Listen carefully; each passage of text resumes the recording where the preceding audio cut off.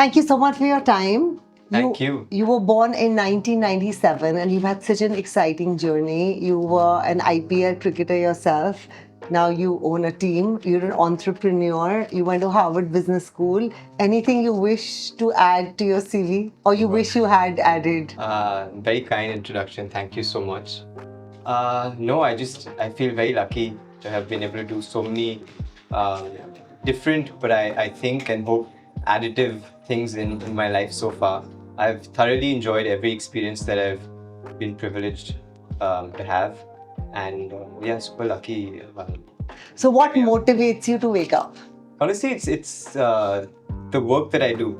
I love what I do. I'm extremely inspired and motivated by what I do, and to be able to build something, create something of value, and something that can touch people, and that motivates me. That's enough motivation for me. Take us through your day. I wake up in the morning and I'm rushing to get to work. So I generally don't have very relaxed mornings. I get to work and I spend all my day at work. I come back home and I've now made it very strict routine to be going to the gym irrespective of the time that I get back. So I do that and go to bed and sleep and repeat the day again. So not very exciting. This is most of the week from Monday to Saturday. And Sundays are a bit more relaxed. I spend time with friends and family, and in fact go to multiple cafes and spend time with my dogs, and yeah, so rejuvenate on Sundays to be able to do the same thing Monday to Saturday. What's your biggest obsession? Right now, I actually think it might be trying new cafes. I'm not just saying that because we're sitting here, but I actually think that that's what I feel most relaxed doing.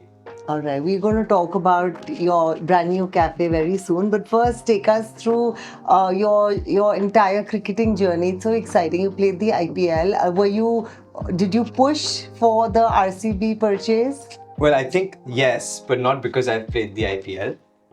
More because we thought it was a fantastic opportunity. I think sport in general is such a unifier. It brings people together. It's something that is always and will always be culturally relevant in our country, especially cricket. And when the opportunity came up, we had studied it for a long time and we were ready to go and try and get it. And yeah, so I think it's a great, fantastic team. It's a fantastic proposition. The IPL touches so many lives and so many people, and the reach it has is fantastic. RCB within that is, I think, a fantastic brand and the most loved brand, if I can say that myself, within the IPL. So we're very excited to be taking this forward and as the new stewards of it. So very exciting time. Which cricketer's intensity and discipline touched you personally in your journey? It's an interesting question. I think I have to say for today, and given the RCB context, the fact that I've played with Rajat Patidar, I think he's a fantastic cricketer, and I have a lot of respect for the way that he goes about playing the game and the way he conducts himself. All right. What's more stressful, a high pressure IPL match or launching a company that people are closely watching? Well, I can't do too much when the match is going on, so I feel no stress. But there's a lot of things that I can do when launching a company, so that would be much more stressful. Now, you went to Harvard Business School. How was that experience like, and how did it shape the way you think about business and leadership? It was a fantastic experience. I loved every minute of being there. The people that you meet and get to interact with, both your colleagues, professors, just general industry leaders. The fact that you're in the best of the best and get to see the world from such a vantage point is just a fantastic experience. Super lucky to have had it. And I mean, it shaped me in many, many ways. I think the most obvious way is that it just teaches you pattern recognition. You can see patterns in different companies and different businesses, irrespective of the industry, and you can sort of apply learnings from one to the other in a way that becomes more seamless over time. Your family has backed several designer and luxury fashion businesses. Do you think India is finally entering its true lifestyle and luxury era? Well, I definitely think that we've made a lot of progress and that there's a lot of headroom and tailwinds in the luxury segment in India in general. I don't have the numbers in front of me, but I do know that it's growing rapidly and it's going to become a large market in the next 4 or 5 years. Um, Having said that, we also do need to create really good, high quality supply to be able to cater to all of the demand that I think the luxury segment will have. For example, our attempt at Galleries the 5 was really trying to be able to create and be part of the creation of the market that you're speaking about. So I do think that there's a lot of opportunity. I think that it's an exciting opportunity, and I think it's a great start. But I think there's a lot more to go. You've acquired so many brands.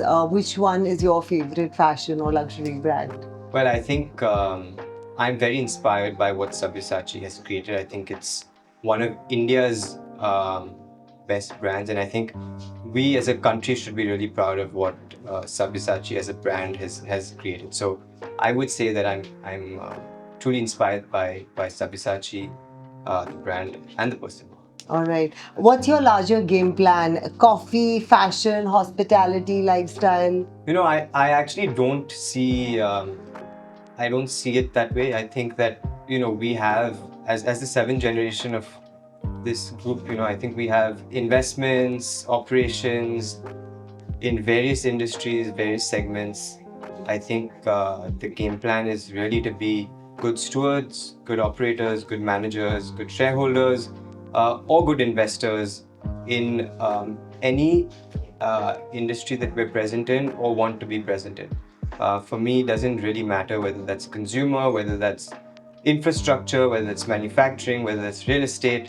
It could be anything, but I think we have to be able to, create value for everyone involved in whichever sector that we're present in. So I think that's the larger plan. For all the parents watching, what did your parents do right? Because I think it's so cool they let you and your siblings follow your passions and become such responsible entrepreneurs. So what do you feel like, when you just like take a minute, sip a cup of coffee, you're like, yeah, I think they did that right. I think they were not imposing in their views, and they didn't tell us to do A and not B.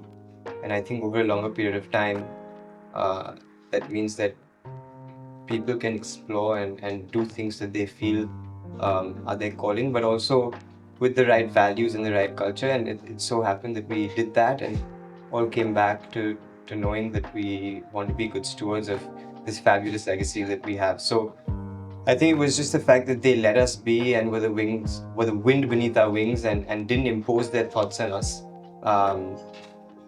That was the most beautiful thing that they could do for us. All right. Now, growing up around large business decisions, did entrepreneurship feel natural to you or intimidating? I think it's an interesting question. I never looked at it as one or the other. I think it's super interesting, but can also be intimidating. Especially the fact that you spoke about that, there is a legacy that we do look up to very, very fondly and with a lot of responsibility. That also comes with some amount of, I wouldn't call it intimidation, but some amount of responsibility and maybe some pressure. So that's definitely one part, but at the same time, it's a challenge that's super interesting. So I think it's both at the same time. All right. Now, you've built a brand new coffee chain. Tell us a bit about why coffee. Well, firstly, I think coffee is so relevant and continues to be or continues to grow its relevance culturally with younger consumers and within India as democratization of information and access to information has happened and cultures have sort of seeped across the world. I think it's obviously a really important part of culture today. We studied it very deeply, and I think we saw two distinct opportunities. One was to sort of bring an international chain into India, and one was to create our own brand. And I think both are opportunities. We've chosen to do both. In the cafe that we're sitting at in Goodco, I think we chose to sort of build our own cafe. We sort of noticed that a lot of the cafes and brands that were built over a number of years in India sort of took the playbook that the brands of the West have done and implemented it in India. As they grew and scaled, we just felt that they became highly templatized, without uniqueness of it being Indian or without uniqueness of it, any uniqueness within the areas that it was present in. So we thought there was an opportunity to create a brand that really stood for the India that we are in today, which is confident, progressive, positive, entrepreneurial. Uh, there's some sort of positive hustle that all of us sort of imbibe, and we wanted our brand to stand for that. We wanted it to also stand for the community and neighborhood that it's representing and it's present in, and for everyone in that community to feel like they're actually a part of the brand, a part of the cafe. So yeah, there were multiple reasons for us to think of this as a good opportunity. Having said that, I think it's a competitive space. There are a number of people doing good work. We still think and hope that we will create a brand that is distinctive.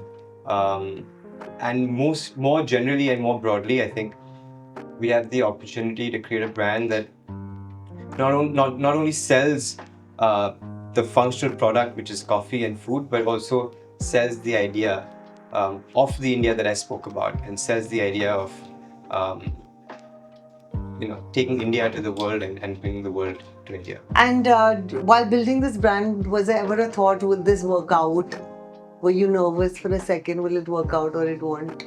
Yes, I think we're all still nervous. I think that's a question that we live with every single day. I think honestly, in this business, you open your door of the cafe every morning and you hope that you continue doing a good job so that people can walk in and enjoy, and that you can do sales. Okay. And so that you can touch many consumers' lives. So I think you're nervous every single morning, every week, every month. It's a tough business and you're constantly on the treadmill, and operations are tough. People are doing their best every single day. So we're always nervous. We want to make sure that we continue to be relevant. So there's never a dull moment. We're always on edge, and we always want to make sure that we're doing our best so that we keep surviving and thriving. So how do you deal with not being on the edge? What do you do? Like, what is it, meditation, or like what's the process? Since you say we all wake up nervous every day, what is the process of getting into the next day with your 100%? I think it's enjoying the nervousness.